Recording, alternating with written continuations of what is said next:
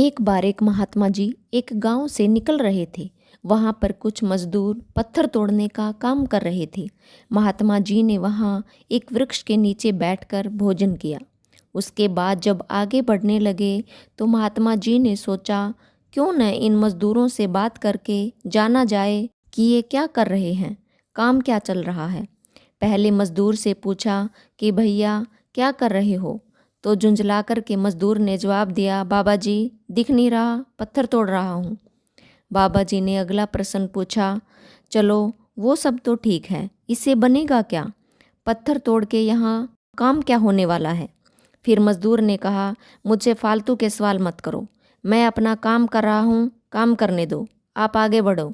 बाबा जी चुपचाप वहाँ से चल दिए और थोड़ी दूरी पर जाकर एक दूसरे मजदूर से पूछा कि भैया पत्थर क्यों तोड़ रहे हो, इससे क्या बनेगा।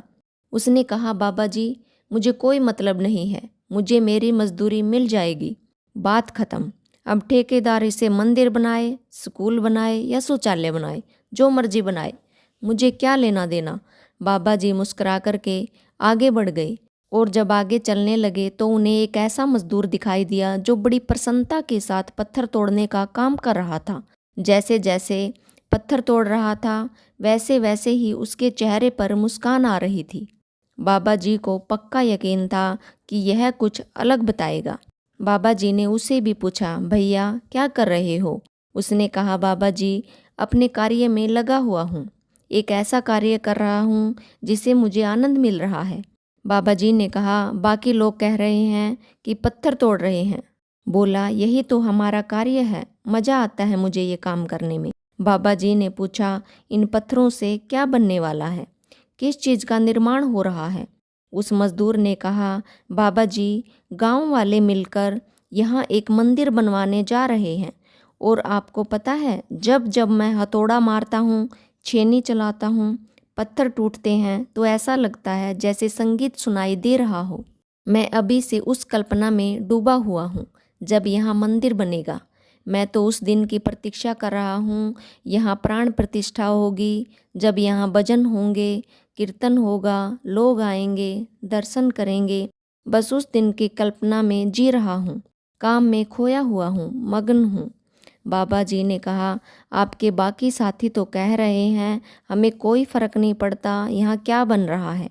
तब उस व्यक्ति ने कहा, मुझे भी किसी अन्य के कुछ कहने से कोई फर्क नहीं पड़ता, मैं तो सिर्फ अपने कार्य में, अपनी धुन में लगा हुआ हूँ, बाकियों का मुझे पता नहीं। बाबा जी उसकी बातें सुनकर वहाँ से आगे चल दिए और एक मंत्र वहाँ से लेकर के गए।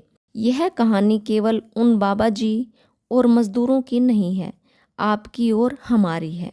हम में से भी बहुत सारे लोग झुंझलाकर कहते हैं, दिख नहीं रहा, मैं काम कर रहा हूँ। और इनमें से एक ऐसा व्यक्ति भी होता है जो कहता है, मुझे हर पल अपना कार्य करने में आनंद मिलता है। इसलिए कहते हैं, जिंदगी में आप जो भी कार्य करें बड़ी प्रसन्नता और डेडिकेशन के साथ करें, खुशी से करें। कोई भी कार्य छोटा या बड़ा नहीं होता, बस आपको अपने काम में संतुष्टि मिलनी चाहिए।